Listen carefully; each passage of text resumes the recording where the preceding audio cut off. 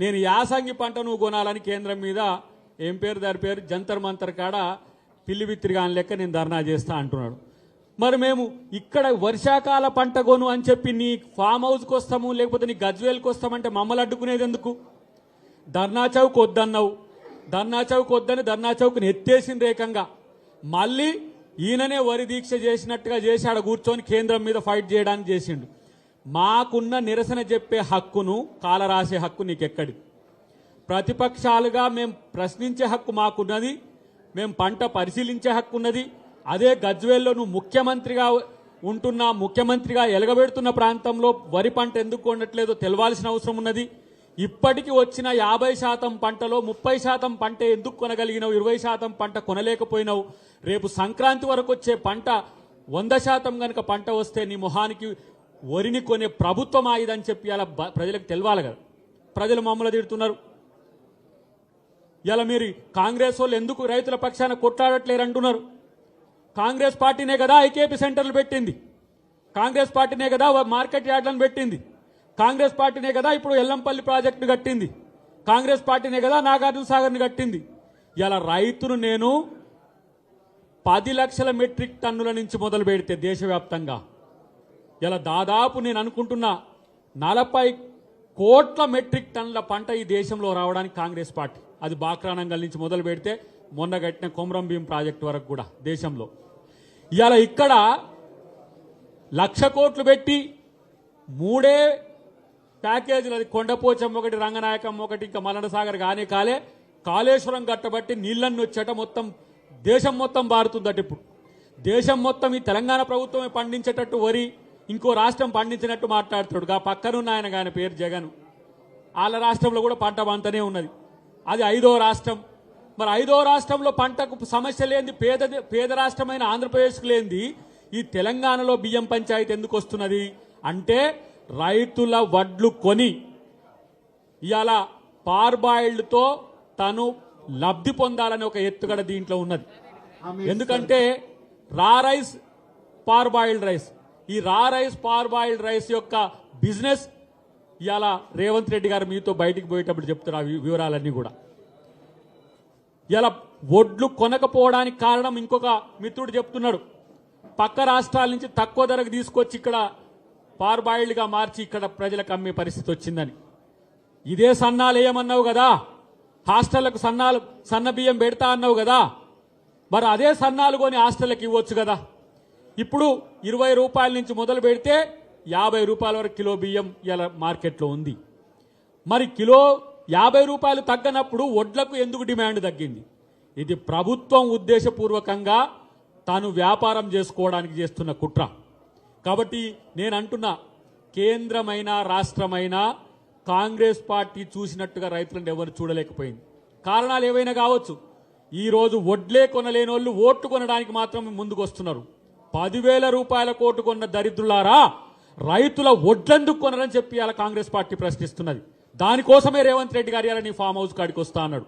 150 ఎకరాల్లో farm house లో వడ్లు ఎందుకు వేసుకొని ఇచ్చిండు? ఏ కలెక్టర్ వేసుకొని ఇచ్చిండు? ఏ ఎంఆర్ఓ వేసుకొని ఇచ్చిండు? ఏ ఆర్డీఓ వేసుకొని ఇచ్చిండు? ఈ రోజు నా తుంగతుర్తి నియోజకవర్గంలోనే వడ్లు పండించే వరి మడులంతా కూడా ఇలా బీడుబడిపోతున్నాయి. బెదిరిస్తున్నారు, వరేసుకుంటే ఉరే అని చెప్పి బెదిరిస్తున్న పరిస్థితుల్లో రైతు బిక్కుబిక్కుమంటూ అలా వరి సాగును నిలిపేసింది.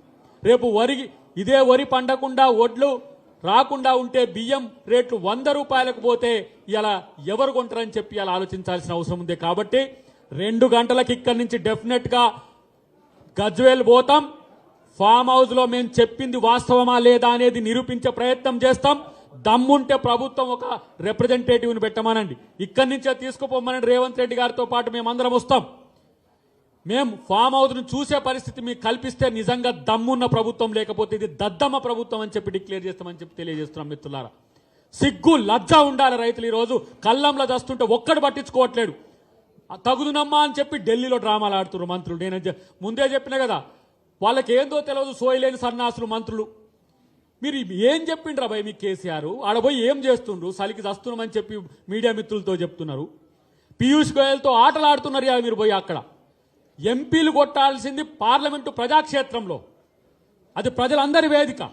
పార్లమెంట్లో మాట్లాడకుండా తుర్రుమని పారొచ్చి ఇక్కడ సంబంధం లేని మంత్రులను ఢిల్లీకి పంపిస్తే వాళ్ళ ముఖాలు ఎవరికి కూడా తెలియదా? ఎంపీలు అన్నప్పుడు ఆన్నో ఈన్నో పార్లమెంట్ సెంట్రల్ హౌస్లో ఇంకా మినిస్టర్ల కాన్నో ఎంపీ ప్రైమ్ మినిస్టర్ కాన్నో కలుస్తారు. కానీ ఈ ఎమ్మెల్యేలు ఎవరో ఊసుగండోడో కూడా పాసుబండోడో కూడా మొత్తం ఎమ్మెల్యేలు అయినరు, వాళ్ళే మంత్రులు అయినరు. వాళ్ళు పోతే వాళ్ళకి ఢిల్లీలో హిందీ రాదా, ఇంగ్లీష్ రాదా, పాడుబడి వాడిపోయి ఏం మాట్లాడాలో వాళ్ళకి అర్థం కావట్లేదా? కాబట్టి ఇదంతా కూడా political drama. BJP TRS party వాళ్ళ యొక్క రాజకీయ అస్తిత్వాన్ని కాపాడుకునేందుకు ఒక కొత్త డ్రామాకు తెరలేపింది. గులాబీ కమలం వేరు కాదు. ఒకవేళ అదే అయితే ఇక అయిపోయింది, ఆయనకు బండి సంజయ్కి పని అయిపోయింది. ఇక పోయి ఇప్పుడు మళ్ళా ఉద్యోగ దీక్ష పట్టిండి. అంటే ఇన్ని రోజులు టీఆర్పీ నడిచింది కదా, మీ టీవీలో మీడియా వాళ్ళు అంతా ఇటువైపు టీఆర్ఎస్ పార్టీని ఇటువైపు బీజేపీని ఇలా ఇద్దరు ఒకటే బాబా ఏం కొట్లాడుతుండ్రా అంటే విచిత్రం ఏంటంటే ఎవరికి చెప్పుకోవాలని అర్థం కాదు. కేంద్ర ప్రభుత్వంలో ఉండే ప్రభుత్వం యొక్క పార్టీ ఇక్కడ రాష్ట్ర ప్రభుత్వం మీద కొట్లాడుతుంది. రాష్ట్ర ప్రభుత్వంగా ఉన్న పార్టీ కేంద్రంలో ఢిల్లీలో కొట్లాడుతుంది. సిగ్గు లజ్జ ఉంటే మీరు రైతుల పంట కొన్న తర్వాత మీరు కొట్లాడండి ఎవరితోనైనా సరే. ఇలా ఆయన ఉద్యోగం సరే, ఆ ఉద్యోగాల ముచ్చట తర్వాత మాట్లాడదాం. ఉద్యోగాలు ఆయన ఇయ్యాడు ఈయన ఇయ్యాడు, కానీ ఇద్దరు మళ్ళీ ఉద్యోగాల గురించి కొత్త డ్రామాకు తెరలేపిండ్రు. కానీ ఒక్కటి, నిజంగా రైతు బిడ్డవే అయితే కేసీఆర్, నిజంగా నువ్వు రైతువే అయితే వెనకటికో ఫామ్ హౌస్ లేదో క్యాప్సికమ్ పంట చూపించడం మేము జేఏసీలో ఉన్నప్పుడు ₹1,00,00,000 ఎకరానికి వస్తుంది సాగు చేసుకోవాలని. మామూలు సాధారణ గ్రామీణ రైతు పండించే పంటను కొనే దిక్కులేని ప్రభుత్వం అయిపోయింది. మీరు ఏం చేయకుర్రా భయ్, మీరు ఏం చేసినా కూడా మిమ్మల్ని గెలవనియరుగా. రాసుకోండి, బీజేపీ ఎన్ని డ్రామాలు ఆడని, ఇలా టీఆర్ఎస్ పార్టీ ఎన్ని డ్రామాలు ఆడని.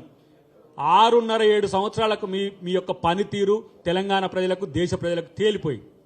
కొత్త డ్రామా తెలంగాణలో కాంగ్రెస్ పార్టీ రేవంత్ రెడ్డి వచ్చిన తర్వాత పార్టీ బతుకుతుందనే ఉద్దేశంతో హుజురాబాద్లో ఈటల రాజేందర్ను కాంగ్రెస్ పార్టీకి వస్తా అనుకున్నది తీసుకుపోయి బెదిరించి అలా టీఆర్ఎస్ పార్టీ బీజేపీలో జాయిన్ చేయించి గెలిపించి బీజేపీ బలపడుతుందని చెప్పి కాంగ్రెస్ని ఎదగకుండా చేసే దద్దమ్మల్లారా, మీ ఇద్దరిని ఒక్కో ఘాటాన కొట్టి ప్రజాక్షేత్రంలో ప్రజలు బొంద పెడతారనే విషయాన్ని గుర్తుపెట్టుకోరు. సిగ్గు లజ్జ ఉంటే కేంద్రం రాష్ట్రం కలిసి కూర్చొని మాట్లాడి రైతుల పంట కొనండి, లేకపోతే నైతిక హక్కు మీకు లేదు కాబట్టి రాజీనామా చేయండి 2 ప్రభుత్వాలని చెప్పి తెలియజేస్తున్నా. ఇక్కడ ఉన్న వ్యవసాయ శాఖ మంత్రి మాట్లాడతాడు, ఏమంటాడు, అసలు ఈ పంటకు సంబంధించిన అంశంలో కేంద్రం ఎందుకు పట్టించుకోదని. వ్యవసాయం అనేది ఉమ్మడి జాబితాలో ఉన్నప్పటికీ కూడా కొనుగోలు అనేది రాష్ట్ర ప్రభుత్వ పరిధిలో ఉంటుంది. ఒడ్లు కేంద్రం కొనదు, ఒడ్లు కొనేది రాష్ట్రం. రాష్ట్రం ఒడ్లు కొని బియ్యాన్ని కేంద్రానికి పంపిస్తుంది. ఆయన బియ్యం నేను యాసంగి కొనంటున్నా, ఆయన ఎందుకు కొనంటున్నా నాకు అర్థం కావట్లే. మరి కొనాల్సిన అవసరం ఉంది, కేంద్రం కొనాల్సిన పరిస్థితిని ఈరోజు తేవాల్సిన అవసరం ఉంది. పంజాబ్ది కొంటున్నారు, ఆంధ్రప్రదేశ్ది కొంటున్నారు, ఇలా వెస్ట్ బెంగాల్ది కొంటున్నారు, తెలంగాణది ఎందుకు కొంటలేరనంటే వీళ్ళిద్దరూ పరిష్కారం కాని సమస్యను ఒకటి మొదలుకు పెట్టుకొని ఇలా ప్రజల్ని మభ్యపెట్టి రైతులను మోసం చేయాలని చూస్తున్నారు. తస్మాత్ జాగ్రత్త. కానీ ఒక్కటి చివరగా చెప్పి నేను ముగిస్తా మిత్రులారా, పోలీసులు సహకరించాలి. పోలీసులు సహకరించకపోతే మీరు ఇలా రైతు వ్యతిరేకులుగా ఇలా మీరు చిత్రీకరించబడతారు. రైతుల కోసం కాంగ్రెస్ పార్టీ చేసే ఈ కార్యక్రమానికి సహకరించాలని విజ్ఞప్తి చేస్తూ 2 గంటలకు డెఫినెట్ గా మేము అక్కడికి పోతాం, అందరూ కూడా సహకరించాలని విజ్ఞప్తి చేస్తున్నాం. హాయ్ ఫ్రెండ్స్, మా టుడే టుమారో యూట్యూబ్ ఛానల్ చూస్తున్నందుకు చాలా థ్యాంక్స్. మరిన్ని లేటెస్ట్ వీడియోస్ కోసం వెంటనే సబ్స్క్రైబ్ చేయండి. అలాగే ఈ బెల్ ని కూడా రింగ్ చేసేయండి. మా నోటిఫికేషన్స్ అన్ని మీ మొబైల్లో వస్తాయి. అలాగే మా వీడియోస్ మీకు నచ్చితే లైక్ చేయండి, షేర్ చేయండి, నచ్చకపోతే కామెంట్ చేయండి.